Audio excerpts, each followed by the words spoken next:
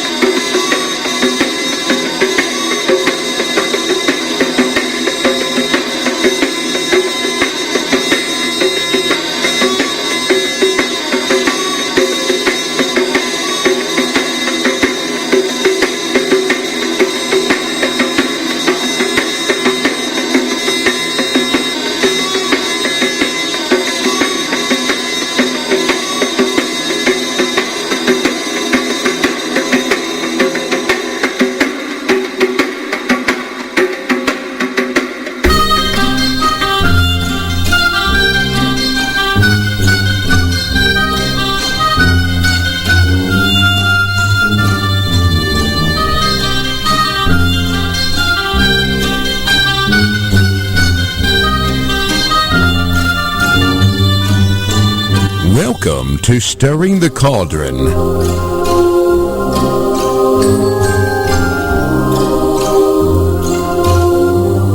Now, here's your host, Marla Brooks. Hey, merry meet everybody, and welcome to Stirring the Cauldron here on the Para-X Radio Network. Now, tonight's opening song by the Dragon Ritual Drummers made me think of pyramids, hieroglyphics, and mummies. And so it worked out really well because tonight's show is all about Egypt and the paranormal with parapsychologist Cal Cooper. Now, some of you might remember that a couple of times ago when Cal was on my show talking about his book, Conversations with the Dead, he actually was in Egypt when we did that show. So tonight we're going to be talking a little bit about what he was doing there and some of the things that he learned about the paranormal and the metaphysical culture of the country. And I've been doing my homework this week and am truly fascinated by some of the things that I've read. So let's get on with it because I want to hear more. Welcome, Cal. Hi, Mola. How you doing? I'm doing good. I don't have the toothpicks in my eyes like you do at 2 a.m. in the morning there, but, you know, we'll try. They'd be extra worse on your eyes. Ow. But a matchstick at least is blunt. Oh, good point. But what about the part that has the little sulfur on the end? Get rid of that. Just have those ones that you might use to make a little matchstick log cabin. Just glue it together. little safe ones, or an aeroplane, anything like that. Oh, see, that's a little boy thing. I never did that. I would, and I wasn't a pyromaniac either, so I wasn't too familiar with matchsticks. So, and I'm sure, like the pyramids weren't built with matchsticks or things. So, what was your purpose of traveling to Egypt in the first place? Were you looking for something in particular to find out? Oh, well, part of it was a surprise trip to go there because I had always wanted to go out to Egypt. But at the same time, it was quite awkward. I was just starting out in the PhD that I'm currently working on now. So I kind of embraced the trip as it came along. But I was also working on some of Alex Tannis's stuff at the same time, who I mentioned in the previous show, Dr. Alex Tannis. And I wanted to find out what he was doing there because I've always had an interest with ancient Egypt. At school, we were actually allowed at some point to study Egypt within history, and it just always fascinated me. But also as a parapsychologist, their afterlife belief, wow, it's something great to go back to. When you look at all the ancient societies, I think one of theirs is the one that fascinates everyone worldwide, looking at this path of the dead and judgment and so forth. So I went out there because partly I could actually follow in the footsteps of Alex Tanner. I knew he'd gone out there with study groups. He'd taken them there to do spiritual development around the pyramids and around the Sphinx. So it was an opportunity to follow in Alex's footsteps and then also speak to people about what kind of paranormal experiences they have out in Egypt. Because if you look through the parapsychological literature, there's hardly anything on Egypt, and you will struggle to find anything in book form by looking for paranormal Egypt. You won't come up with anything decent if you just use the paranormal and the word Egypt. You will struggle to find anything. It's really digging deep territory. Yeah, and it's funny because I always used to joke about the shelf life of spirits. Do they have one? And I was talking to David Wells one day. We were just chatting. And I said, David, you were in Egypt. Has anybody ever reported seeing the spirit of an ancient Egyptian in regards to the shelf life? Have they just gone on, or what's the deal? And he's like shaking his head. He says, I don't know, But you don't hear those things. You don't hear about seeing ghosts and stuff around the pyramids like you would, here. There are certain locations that are known to be haunted, and there are sightings of things there. And you just don't hear about, somebody coming back. All right, King Tut, for just, a bad example, but a current reference. Nobody's ever claimed, to my knowledge, to have seen King Tut's ghost or, anything else like that. So I think, metaphysically speaking, there's a lot, as you said, with the burials and the rituals and the belief in the afterlife. But I have never, ever heard anything about hauntings in Egypt. Have you? I was just trying to look in my library, even though it's dark at the moment, and I'm just trying to trawl through all the mountains of book. I have got a book on the hauntings of London Underground, and I was trying to dig it out to read off a specific case from you, but I'll just say it from memory. People, even in modern times, but even though this case was from the 1950s, have seen apparitions of ancient Egyptians. And this was one case that was mentioned as maybe a bit of hearsay, maybe it was done for a bit of publicity, but nevertheless it was documented and kept in the newspapers and so forth, so reiterated in this book. London Underground has got a vast amount of haunting phenomena down there, and it could be due to a number of environmental factors. There's loads of infrasound on the London Underground. That could be causing it. But there was this one case. In the 1950s, there was a station called British Museum Station, which literally took you to British Museum. And it's not open anymore. It was used during the Second World War, and during the 1950s they used it for military storage, and after that it was closed down. So there were still workers down there on the platform. During that time they'd actually brought over some more artefacts from Egypt to be stored in British Museum, and some of those were bodies of ancient Egyptians that had been mummified. Not all of them were put on display instantly. They actually went to the basement so they could be prepared for display or demonstrations.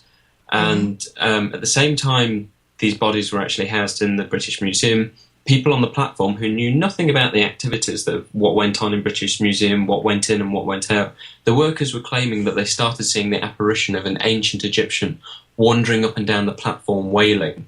And it scared the bejesus out of them, and they reported it to various people. The newspapers caught hold of it, and they were fascinated. Some workers were refusing to work down there full stop from having seen this ancient Egyptian crying and wailing. And so the newspapers put out a call for any member of the public who was willing to go down there for a night, hopefully probably bring back a report or some photographs, just spend a night down there and see if they can see the ghost. I think they offered at the time £1,000 to anyone who was willing to do it, and no one came forward wanting to do it. So there are reports here and there of people saying that they've seen a ghost of an ancient Egyptian. And certainly in Egypt, they have a variety of experiences. Okay, that's fascinating. And no wonder he's crying. Can you imagine, and wailing, can you imagine someone coming from ancient Egypt and ending up in the London Underground? Imagine anyone being stuck on London Underground. That's enough to make you cry. Poor guy, right? All right. Well, I want to kind of begin with the belief in a basic life force. We refer to it as the soul. In Egypt, they call it the Ka. No, they call it the Ba. The Ba. Okay, there's the Ba and the Ka. All right. I got it mixed up. And I have this little amulet thing that's called a Merkaba. which is kind of like a little 8-12 pointed thing. Anyway, no big deal. But it ties into the reason for mummification, and it also gives us a good opportunity to talk about the ancient Egyptian beliefs in the afterlife. And you've written a paper on it, no? Yeah, I did a conference presentation before that. I'd done a paper that went in the Paraanthropology journal, which was called The Kara of Ancient Egypt. And I just wanted to integrate a bit of ancient Egypt into modern-day parapsychology. And since then, I've gathered loads more literature. But as I've discussed on previous shows, I keep on shooting myself in the foot. I keep on giving myself so much work to do. It's going to be a while till I can get around to writing any more on it. But you mentioned the spiritual life force. Okay. They had that belief, and they believed that when we die, inside the body there are 3 different spiritual elements that will separate. And the body, they had different names for all kinds of sections of the body, for the brain, the heart, the lungs, and then the spiritual versions of them. The main spiritual components we have when we die are the bar, the soul, which goes on into the afterlife. So for anyone listening to the show, if you picture that path of the afterlife with the weighing scales and Anubis, the god of mummification, holding the hand of the person depicted as dead, that person holding the hand of Anubis, that is just meant to be their soul. That's a representation of them in the afterlife. That is their bar. On Earth, though, in the earthly existence, 2 things are left behind which a living human might experience, and that's the Ka, a spiritual entity that leaves the body that looks like you, it sounds like you, it's got your personality. It's what we in modern day, certainly in the UK and the USA, would say is a ghost, because it looks just like you after death. People could interact with it. And that haunts the tomb. It haunts the body, the direct locality of the body. And in some instances, they either built an extra exit on the tomb or painted an extra door. And they had a separate area, or at least gave a second name for the tomb and called it the Het Ka, the House of the Ka, so that the ghost had its own place to live within the tomb. Even though Anubis would look after all mummified bodies, being the god of mummification, there was also the duty of the Ka to look after the body. Also, an extra thing that came out was a spiritual life force that had nothing to do with your personality or intellect. It was just a mist. It could be a white mist or a grey mist called the Ku, Khu. And this would leave the tomb but haunt the surrounding areas. It could be within a quarter of a mile of the tomb. People would see its mist just floating around. And it was this that typically tend to scare people off going to the tomb. But people would take food offerings to these things as well. They would be very much aware of the ghosts. And it's probably why a lot of the times when you look at archaeological dig sites, there's a vast amount of pottery, because they would take food offerings to the ghosts. If you didn't take a food offering to a ghost, it was widely believed that they would eat camel dung, drink dirty water, and it was a huge insult to the dead to allow the ghost to feast on whatever it could find. You must take it a food offering. Also, a priest, who was there was a term for it, a ghost priest, his specific duty was to look after the ghost. He would twice a year go and take incense into the tomb to please the ghost. And the interesting thing about that is we start to have a conflict of modern day psychology and a bit of first-person parapsychology when we look at, well, is the priest actually having an experience we can explain, but at the same time is paranormal? Because there were only 3 people in ancient Egypt that were allowed to take opium, and that was priests, warriors, and magicians. Now, when you take opium, you're going to experience all kinds of things, and one of those things could be a hallucination of anything. And is that one of the reasons why the priest was actually interacting and encountering the ghost and was designated to look after such things? But some people, like warriors and magicians, they get divine messages and all sorts of things, predictions of the future, and it just confirms that some psychedelic reactants do seem to actually unlock something in our mind to these psychic potentials. They create an altered state of consciousness. Other things that they had was Egyptian blue water lily and cocaine. There are some mummies that were found to have traces of cocaine within their body. So we do know that the ancient Egyptians were very prone to psychedelics, and it was also probably one of the causes of their experiences. But there are also some accounts of people stumbling on a tomb that they didn't realise was a tomb, interacting with the ghost of the tomb, the Ka, and the next day waking up discovering they'd spent all night sleeping inside a tomb. So there are some genuine accounts compared to, kind of like modern day ones, but these are very, very rough translations, and some of these have been taken from ancient texts and some very kind of rusty broken up translations of hieroglyphs. And some of these accounts, though, are some 2,000 to 3,000 years old. Wow.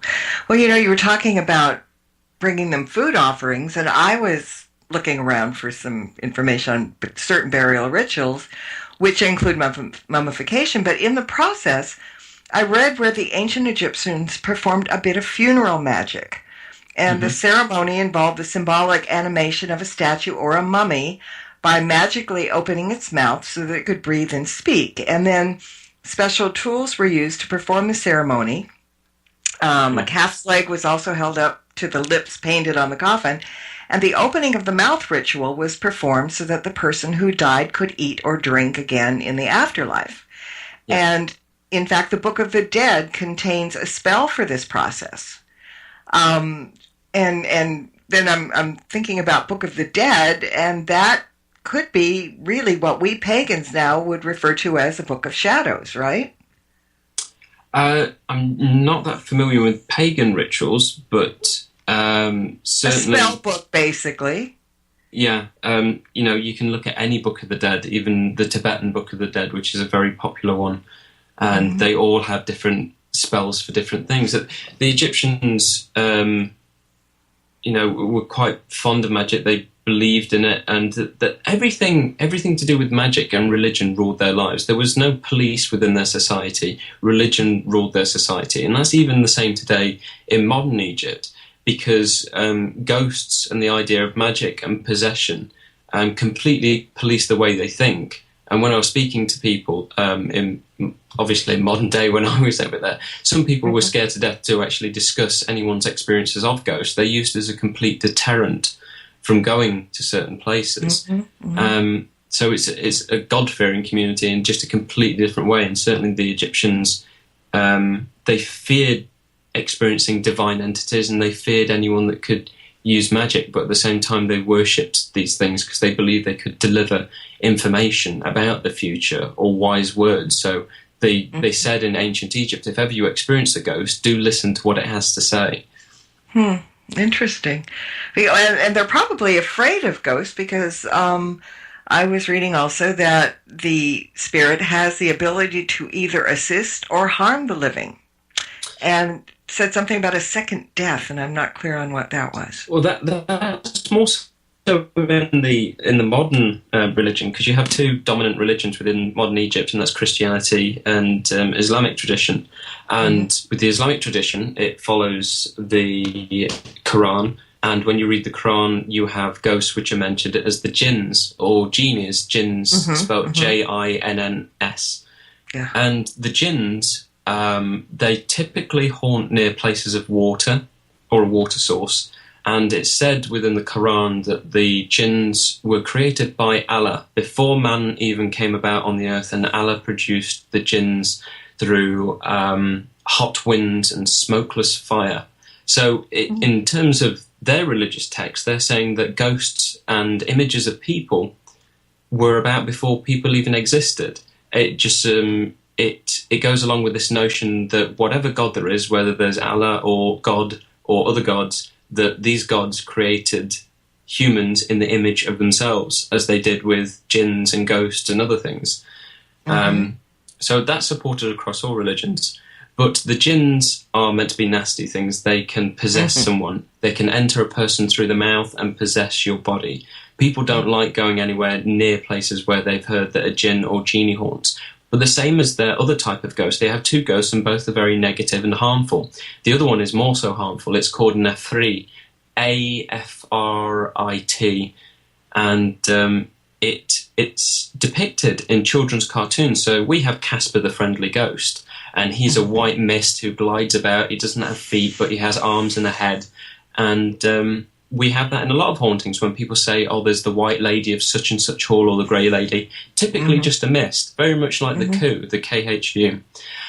They have the Afrit. The Afrit looks like a human. It looks like the person that you knew and they died, but it only haunts places where there was a violent death. So if someone dies in a car accident or they bled to death, that blood is spilt on the ground and then it's absorbed by the ground. And if someone returns to that place at some point, disturbs the ground where the blood was spilled, it unlocks the Afrit. The Afrit comes out and the person might experience it.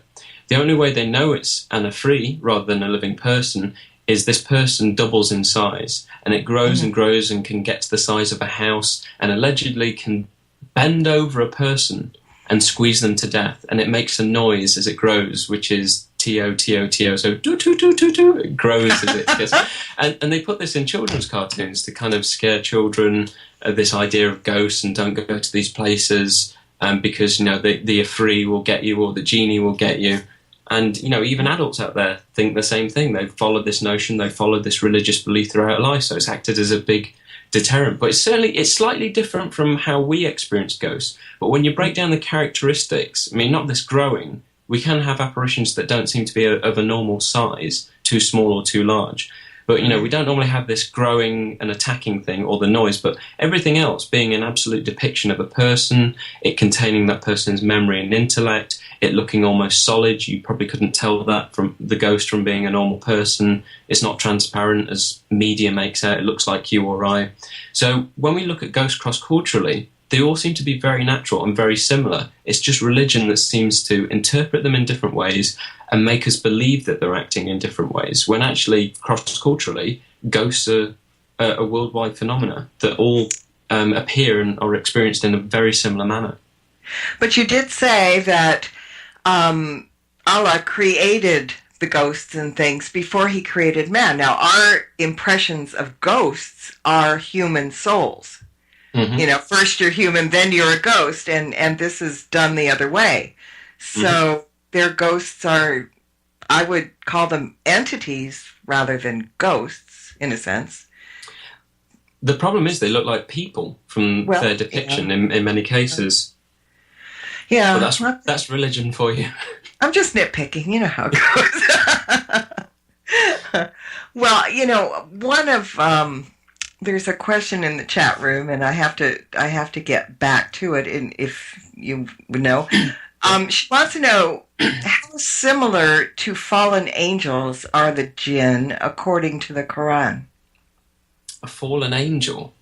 In what sense a fallen angel? I guess I don't know. I'm guessing that it's in the way that we think about what a fallen angel is, like.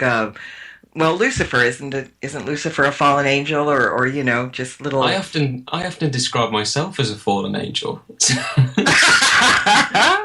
Gee, and I say the same thing about Tim a lot too. Well, you know, here we go. I don't. She says angels and jinn both have been depicted human-like too, haven't they? And well, yeah, I suppose so. But an angel. I suppose when people experience an angel, they don't necessarily recognise it as someone they know. In many cases, the jinn might not be someone they recognise, but it's still depicted as a human. But there's a lot of cases where people do recognise it, so it's atypical ghosts. You have the added elements to the angel that it's this divine being. They're typically very beautiful, and it's not going to be a person that you recognise, but yes, it is in the depiction of a human, so therefore being in the form of the god, or how a god intends forms to take. It's got wings, and they're usually luminescent as well. So that's where they're slightly different from the jinns. The jinns don't seem, from the reports, to be producing light or be luminescent, though admittedly there aren't enough studies done to compare jinns to normal apparitions. It varies. There's something there cross-culturally that does need to be explored, but I don't know enough about fallen angels really to make a fair comparison there. Yeah, she wrote in like demons, fallen angels in that kind of genre. So yeah, see, if you just said demon to me, even then, I don't know what I'd actually picture in my head as a demon being, because no one over here ever experiences demons or real possessions or anything like that. So a demon, I guess, is just a bad person. So it looks like you or I, but they've just got bad intentions. Is it? And that's how I describe it. Or little devils running around with pitchforks and poking. I don't know. That's how I describe myself. See, and you're probably right. Wait, I got a comment in the chat. It says in the Quran there are both evil.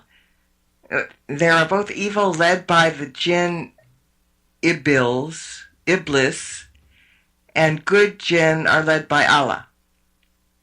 Yeah, there are some jinn that people have respected and they don't go near, and it's the normal thing of you don't bother it and it won't bother you. And there are other people that have reported that they had jinn terrorizing their house. And when they described it, it just sounded like someone had actually tried to break into their property. But they said that no, all the taps have been turned on, so like atypical poltergeist activity, and they'd associate it as being the jinn because when they actually caught a glimpse of it, it moved at tremendous speed that they couldn't possibly have caught up with. And that's reported for the Ifrit and the jinn, that it has superhuman powers and it can move faster than any man. It's got this gliding effect like any other ghost, but at tremendous speed. Mm-hmm. Okay. Well, one thing that people think of when they think of Egyptian burials are pyramids, obviously. That comes to mind. And, of course, the pyramids of Giza are probably the most well-known, at least in our culture. So let's talk a little bit about pyramids, their purpose, and the belief that surrounds them. Mm-hmm. Did you say you've been there before? No. You've never been there? No. Well, I've been in 2 of the 3 pyramids. One of the pyramids at the time, they were doing something on it, so couldn't actually go inside. But I went inside the main one, the biggest one, which is the grandfather of the 3 kings that are obviously inside, well, were buried inside each one. And unusual structure, because it's all virtually solid, besides 3 or 4 different ventricles, you could call them, really tight entrances to get up to. All the markings inside are absolutely smooth. The stone is smoothed off. Every corner is carved. All the blocks are sealed by air, which is tremendous, knowing that the Egyptians knew that they didn't need a form of cement or anything like that. They knew that air pressure could actually lock bricks together and stone. And also, people think that the places are actually full of hieroglyphs. They're not. The pyramids are completely empty and free of this, except for in each one, especially the main pyramid, they found that there's a rare vent. It's like the size of a couple of building bricks, and there's a vent, and they lowered a camera down there not so long ago. Certainly in the past 20 years or so, the camera went down to have a look at what was at the bottom of this vent, and they found a cartouche. Now, a cartouche depicts the name of a person, so they actually found out what the name of the king was from using this cartouche and people associated with the pyramid. That was fascinating. I mean, how did the Egyptians ever think anyone was going to discover this cartouche down the end of a vent that was only, a couple of bricks width? It was just weird. Absolutely, the construction is weird. The idea is weird. But, what a lot of work. 20 years, at least, into each pyramid to house a king. And they would be placed in a tomb at the top, their bodies winched all the way up there, mummified, placed inside the tomb, inside a coffin, and then the tomb lid. So there's a coffin, a wooden coffin, decorated, then an external stone tomb, a big, big room. The acoustics are incredible. There's no carvings in there.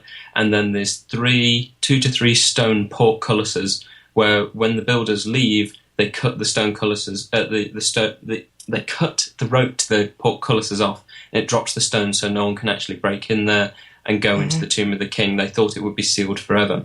There's also, above the main king's chamber, which you don't often hear about, there are 4 release chambers, which the builders could actually go above to use as a second exit for them to actually get out once they'd stored the king in there.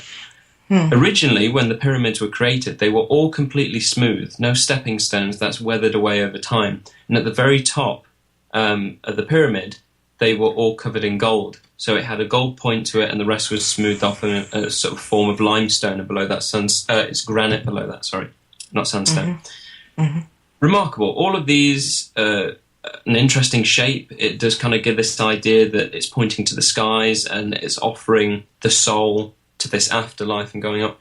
But it's certainly gone into more areas of UFOs than I care to kind of even read into. I know there's loads of theories as to their burial and the construction of the pyramids are due to UFOs and extraterrestrials. Yes. And I've heard some of the theories that maybe extraterrestrials were to blame for them having all this incredible technology which we can't figure out, and all the construction of the things that they did, and we've lost a link there somewhere. But I haven't read into enough of that to kind of figure it out. One of the theories that I always follow is that they managed to build the pyramids by using a pulley system, and they actually built the pyramid from the middle working out. And some other Egyptologists, I'm not an Egyptologist, but some Egyptologists have certainly said this theory is quite plausible. But even then, the granite blocks, when I've stood next to one, in some of them I'm about as tall as them. I'm 5'8", and these people were, 5 foot and less. And, you're wondering, how did they shift these granite blocks, let alone carve them? So surely they can't have just done this via pulley systems. It's just remarkable. But also, what a grand thing to go and do, just for the pure purpose of such a belief, an extreme belief in there being an afterlife and a path of judgment that we have to prepare for. And not only in preparation of the body down the valley near the Sphinx, where there was an actual building specifically for mummification, but also there were people that were specifically designated for preparing papyrus scrolls, in which they would write down various magic incantations where anyone placed in a tomb, a king or otherwise, someone noble, they would have a papyrus scroll buried with them that contained all kinds of magic incantations so they could fight off evil and demons during their descent into the afterlife. Whenever we see this path of the afterlife, we always assume that weighing of the scale is the first thing they get to. And in our religion, we believe when we die, you get to the pearly gates and there's St. Peter with a book judging you. It's we have it easy if that's our afterlife. Theirs was hard. They had to use all these incantations to ward off demons before they even got to the part of judgment. And then came the biggie. They would have the demon Amut there waiting at the weighing scales as your heart was weighed against the feather of truth. If you hadn't led a life true, he would eat your soul. He was the soul eater, and that was it. You went off into a complete abyss and nothingness forever, which could be their depiction of hell. If you succeeded and Thoth had taken the scores, then Horus would take you away from Anubis and lead you on to Osiris, and from there you would go on into the happy lands, which is their depiction of heaven. Wow, that took a lot of work. Yes. even I'm exhausted. Yeah, really. Now, okay, so the pyramids are huge. Is there only one person buried in each pyramid? Like one king? Certainly for the main one. There were some other chambers that you can't go to. In some cases, they did have their servants buried with them. Certainly the smaller of the three, there is a separate space within inside that pyramid for the servants, and the idea was that they were servants in life and they will be servants in the afterlife as well. If they didn't specifically have servants buried with them, they would have them painted on the wall. It's a good way of compensating. If you couldn't actually bury someone with food, you could paint it on the wall. If you couldn't actually place a model boat in there to help their soul go on into the afterlife, you could paint a boat on the wall. They used the substitution of painting for anything that they couldn't actually put in the tomb. But certainly there were some cases where servants and other people would actually get buried at a later date. But when it came to the main chamber where a person of royalty was buried, certainly the king, you couldn't go back into that chamber after they'd been locked in there, because these were massive granite stone blocks that were on pulley systems. They were released once they were put in there, they'd slam down, and you'd have to carve through several layers of granite to get back into the chamber. It was meant so that they would never, ever be unearthed. But they were. Later on, Egyptologists came along. We wanted to understand more about the ancient Egyptians and what was going on, and lo and behold, we start to discover a load of tombs. I think I should raise at this point, there was actually in the news the other day for 14 Times, the magazine. Now, I don't know if you guys get it over there, but certainly it's a popular magazine over here. It's kind of like our version of Fate, which you used to get in all kinds of popular drugstores. And 14 Times said that recently a new tomb has actually been unearthed in Egypt by, it's such a funny name, the guy is called Professor Pooh. His name is, he is Professor Muchu Pooh. He wrote a book recently, edited it, called Rethinking Ghosts in Ancient Religions. It's a very pricey book to get hold of, and I just reviewed it for the Journal for Spiritual and Consciousness Studies. But he is a particular Egyptologist who is very clued up on ghosts and religious interpretation of ghosts in ancient religions, specifically Egypt. But the tomb they uncovered, which they'd never uncovered before, was the tomb of a brewer, a beer maker. And the paintings are beautiful. So if you Google it and look for new tomb beer maker, it's brilliant to see these pictures of the painting of what this guy was like in life, and he's sampling the beers, and you see the process of them brewing and making the beer. It's such beautiful, intricate designs. That's it. It's the whole concept is so fascinating. Now, okay, so the royalty was mummified. Were everyday people mummified? And if not, were they given burials like we're used to, dig a hole, dump them in kind of thing? I'm trying not to be sacrilegious there, but you know what I mean. It was pretty much dig a hole, dump them in if you were on the lower end of the scale. And that is why whenever they do archaeological digs around the tombs, not only do you find pottery, you just find skeletons of other people. Because if you weren't a person of nobility, if you were just poor, illegally, in the middle of the night, your relatives might dig a hole for you and bury you in the hope that the coup might discover that your own soul and spirit is there, and also in the hope that Anubis might realise that your body is buried there. And the idea was that all these spiritual gods, especially Anubis, is in that tomb. It's looking after the body, and the car and the coup are in instant locality. So hopefully if we bury our relative or our friend right next to the tomb, then they will get picked up and taken on into the afterlife as well. So it literally was all this extravagant tomb building for people if you could afford it, or if you're a priest. But if you were just an everyday clothes maker, a papyrus scroll writer and maker, anything like that, you certainly didn't really get a noble burial. It was just dig a hole, chuck them in. Well, at least they didn't feed them to anybody. But yeah, and again, well, the other being that was frequently buried in the pyramids with the nobility were cats, were they not?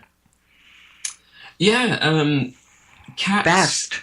Cats, birds, and monkeys seem to be the main animal to worship in ancient Egypt. And, we have various descendant cats from ancient Egypt, the Sphinx cat, the Siamese cat. They absolutely worshipped how cats kind of lived their lives.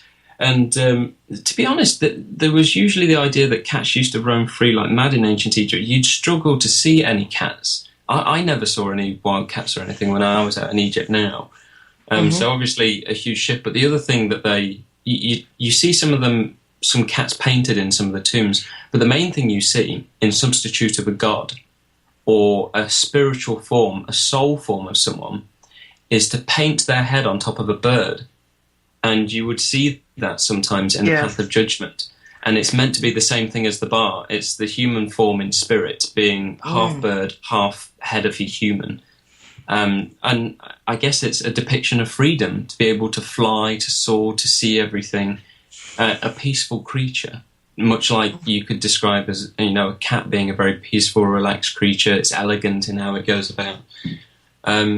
They just had a beautiful concept for how things work and the life of different things. So they certainly worked this into their afterlife beliefs in their paintings. Well, certainly birds and cats, as you said, are kind of peaceful and, beautiful. But monkeys? Monkeys are mischievous, but they're supposed to be clever. I don't know. Oh, God, I'm sure monkeys come into it somewhere, and I can't remember why. I will look into it and get back to you. But I could actually be confusing monkeys with some other ancient society that actually worship monkeys. Totally forgotten. It'll be interesting, but yeah, just kind of interesting. It's quarter to 3 a.m, and I can't remember where in ancient times a certain monkey came from. Forgive me. No, I like it. It's giving me the giggles because the concept of it is, somebody putting their head on a monkey body as opposed to on a bird. Never mind. All right. So, So many pagans use Egyptian gods and goddesses in their rituals or prayers. I mean, they call on Isis, who is goddess of magic, Osiris, goddess of the dead, as you said. Some use the Eye of Horus in rituals and call on the god of wisdom, Thoth. I never pronounced that right. Thoth. But for some reason, I never realized that Anubis was the god of embalming. Now, and you talked about that earlier, and I'm still kind of kicking myself in the head because I didn't even know that. And it's very common. So you will find it in so many paintings, a picture of Anubis leaning over a coffin to represent the fact that he sorts out the final preparation, making sure that the priest has done the mummification process right, and then take them on into the afterlife. In modern day, he is our version of the Grim Reaper. He's not he's depicted as being a dark entity, but he's actually an innocent character. He's your guide and leads you on to judgment. He doesn't judge you. He's just the person that picks up someone that's died and says, come with me, you're going on to the next stage now. He's not someone that inflicts harm in any way or has anything evil. And Anubis is in so many tombs. When I was in the tomb of Tutankhamun, and it was such a pleasure, I went down there, I had the entire tomb to myself. Oh, wow. And the guy just gave me a torch, and I was in there, and Tutankhamun's body was actually back in there at the time in a glass case, so it was just me and him alone. And I thought, wow, what an opportunity. My face was literally no more than a half foot away from his face, and I'd got the torch in his eyes and his face, and I was just having a good look at him, and thinking, wow, this guy is 4'7", if that. Tiny little guy. And but incredible. He's had all this tomb built for him, a massive coffin built for someone that's 7 foot. But on the wall there are 2 depictions of Anubis leaning over him and making sure that this king has been finally prepared, ready for the afterlife. And by the way, the mummification process over time, when they first actually started to develop it, and they removed all the organs from the lower left side of the torso. They made an incision, everything got dragged out, and they either removed the brain by 2 processes, hook up the nose and broke through it, or through the back of the eye, broke through into the skull and scrambled up the brain and basically pulled it out bit by bit. Or they would actually pour hot chemicals up the nose and melt the brain and then tilt the head back and let it all pour out. That would then get replaced with a form of cloth, a form of linen, to absorb anything else that was left. It was done for 2 reasons. One, they believed, completely different to us, that consciousness and the soul was stored within the heart, the bar. Our heart is the thing that actually gives us mind and intellect, which is why I think it's in the term, one of the Latin terms or something like that. The translation for heart does actually come out as little brain. And that's why in some cases of heart transplants, people believe that when they've actually had a heart from a donor, they've picked up that person's personality and intellect and their taste for foods and some other things. So there's some sort of truth in that. Over time, though, the mummification process became very slack. They stopped removing certain organs, they weren't as skilled at it anymore, or they just didn't put as much effort in. The body was bathed in salt for a period of 60 days or so, because it would draw all the moisture out to help the mummification process. And number 2, for removing the brain, not only did they not believe it held some form of relevance to the afterlife or our daily lives and consciousness, it decomposed easily. And if it decomposed when you mummified the body, it would destroy the mummification process. So that's why typically the brain and the eyes were removed and replaced with other things, because if they left them in, they decompose, rot, and destroy what they've tried to preserve. They're the 2 things that are very difficult to preserve. And in all my time of studying psychology and even working in biological psychology during my undergraduate years, I've held skulls of grown adults, I've held skulls of children, but I've also once held a fossilized brain. And it's very, very rare to find a fossilized brain because the tissue decomposes so easily. But in some cases, rare cases, it's possible to preserve, but very, very rare. Wow. Now, one point you brought up to me that I wouldn't have thought about on my own was the belief in possession of the ancient Egyptians actually believed in possession, correct? Yeah. So were those the bad little demon guys, or did they just believe that any spirit could possess somebody, and for what purpose? I think, again, it was a deterrent not to go and do any tomb raiding and be a grave robber, because of this notion that there's a ghost there that is haunting the place and it will possess you if you try and rob the tomb. But also, I think some of the things that they were taking at the time could have come into it. There was... I'm trying to think back to the paper that I wrote. There was... it wasn't. It might have been the god Hathor or something like that. Either way, there was this particular god that they prayed to. In one instance to stop possession, and it was also to do with ghosts. Anyway, they drank beer. They drank lots and lots of beer during this prayer. And, again, another form of intoxication, as well as this cocaine, the Egyptian blue water lily, the opium, and other things. And some people that might have taken this in a very sociable manner may have had a bad reaction to it. And, them having a seizure or something like that, that could easily, in very ancient societies, been interpreted as someone being possessed, and clearly the spirits are in them. I mean, Lord, if we go back to just medieval times, people thought that having a headache or someone that was mentally handicapped or anything like that, they believed it was due to demons. So they would drill a hole in your skull, hope that the demons would come out, and then they'd fill it up with hot tar, hoping that that would seal the wound, and that would just cause infection and lead to death. But, Yes. that's going back to 1300s, 1400s and stuff like that, and it's very primitive ways of thinking. So if we go back to ancient civilizations, they would have thought all kinds of things were going on when someone had various psychological abnormalities.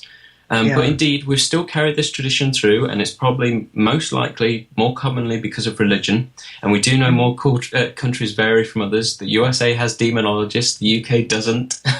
And so various societies and various cultures follow religions in different ways, and because of that, they interpret behavior in different ways and phenomena in different ways. Right. Now, the Egyptians also had quite a few mythical creatures. Most commonly, I think, would be the Sphinx. It was interesting to refresh my memory on this that, in Freemasonry, the Sphinx has been adopted in its Egyptian character as a symbol of mystery, and is also found as a decoration sculpted in front of Masonic temples or engraved at the head of Masonic documents.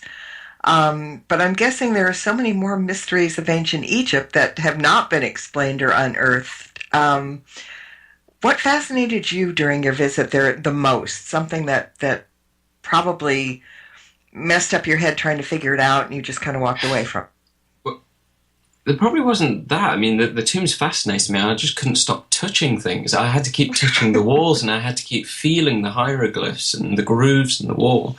But you brought up the Sphinx, so we'll concentrate on that. There was one thing that I wished I could go back and look into more and actually take a study group out there, just like Alex did. Does anyone know that Dr. Alex Tannis, when he was out there, due to his great abilities of being able to remote view, astral project, and working a lot with the police in the USA on missing person cases, he actually discovered an unknown secret entrance underneath the Sphinx. He directed people to where it was, and they did a dig, and actually, lo and behold, found there was a hidden room under the Sphinx. And very few people know that. In fact, if you ask some Egyptologists, they didn't realise and didn't know. Other people do know. But certainly a lot of people that knew Alex, and the fact that Alex went out there, knew that he discovered this. There's also, I was fascinated by the Sphinx because he had a photo in front of it. So people will find on my Facebook page, Cal Cooper, a parapsychologist, that not only is the main banner me in Egypt, but there's a picture of me sat down in front of the Sphinx reading a copy of Beyond Coincidence, Alex's first book. So I absolutely adore the Sphinx, and then also learned, do you guys know why the Sphinx doesn't have its nose anymore? What happened to that? Well, I understood that weather kind of got to it, but somewhere in the back of my head, there was a story, and I don't recall it. It was actually the French. During the time the French were over there, the French soldiers, they were using the Sphinx's nose as target practice for their rifles. So they kept shooting at it repeatedly. So over time, it just fell off. Crumbled. Okay. Tim just wrote in the chat room, Napoleon shot it off. Exactly. Another reason to hate the French. They destroyed history. Oh, my God. Taking pot shots at a poor defenseless Sphinx. I mean, maybe that's one of the riddles of the Sphinx. Why did they do that? That's kind of one story rude. I always love. My grandfather, he passed away when I was 5, so I didn't know him that well, but it's my father's father. and this was Arthur Cooper, and he was a company quartermaster sergeant in the Second World War, and he was stationed in Egypt for a time in Cairo. So he was no stranger to the pyramids and the Sphinx.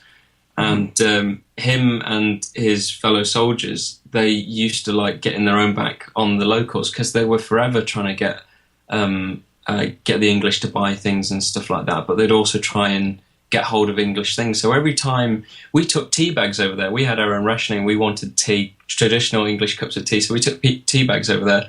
Every time the soldiers had tea, they'd probably use the bag twice and get the most out of it. And then they'd just dry them out in the sun and pretend they were new, and they sold them back to the Egyptians. Oh, no. So that they probably made a cup of tea that was barely like changing colour at all. That like everything had gone out of it. Oh my God. Yeah. I mean, for me personally, once is enough. The second cup isn't that good off the same tea bag. I think when you're on rations, a second dunking is worth it. Well, yeah, there are extenuating circumstances. Nowadays, just one dunk and then get rid of it. Easier said than dunked. One other thing before we have to run out of here, that really is in most people's minds about ancient Egypt is the scarab, the beetle and the stones. I mean, one is fashioned after the other, of course. Do they have mystical powers? Are they mysterious? I know there's certain lore about them, about, being hands up, it's been a while since I read into the scarab beetle. It's certainly an insect that's very respected. Beetles themselves, I think they appreciated how constructive certain beetles could be. Yes. But the protection and the will to fight within an actual scarab beetle themselves is quite strong. So this is probably why they designate it in terms of jewellery to be the thing to protect or replace the heart. In some cases of mummification, the heart was left in the body, while everything else was actually removed and placed into... oh, God, I've forgotten the name of the pots, and I own some of them. It's 3 a.m. You're in time. Yeah. Oh, it's it'll come to me. The pots. The pots have all the different heads of the gods on. There's the human head, the monkey head, the... never mind. Anyway, intestines, liver, stuff like that, they get put into these pots. Coptic jars. There we go. Coptic jars. Yeah. They get placed into those. The scarab beetle was considered to be a form of protection, a symbol of hope for the afterlife, and it would be the protector of the heart.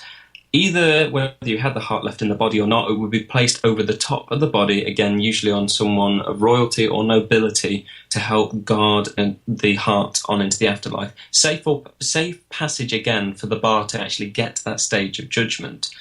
So not only do you have the helping hand of the god Anubis, the god of mummification, but the scarab beetle is there as a form of protection. Again, a form of magical protection, which is why the brooches were typically covered in jewels, or there would be gold, and there would also be right next to the body a papyrus scroll full of magic incantations. So believe me, when they were buried, they were certainly prepared for what they were going on into next. They had food, they had forms of travel, being the boat and so forth, they had their servants with them, they had a god guiding them, the scarab beetle for protection, and many other things. But a scarab beetle, I need to read into that more. And all they had to do was fight the demon when they got up there. Well, several demons, and then get there, and then you're staring at a mutt who's a half crocodile head, half hippo, and half lion, I believe, and he's just there slavering, waiting to eat the heart if your heart doesn't weigh true. If you committed any crime, theft, murder, anything like that, it was a perfect deterrent for society. Be good, otherwise you won't make it on into heaven, because a mutt will eat your soul. That's a great place to stop now. Although I want to talk more, but we're out of time, and you're going to be out of wakey in a minute. I've got more work to do. I've got to do a little bit more work before I'm allowed to sleep. All right. Well, I want to thank you so much for staying up late to join me. I mean, this is a subject that we could talk about for days because it's really fascinating. And maybe I'll have you back when you're...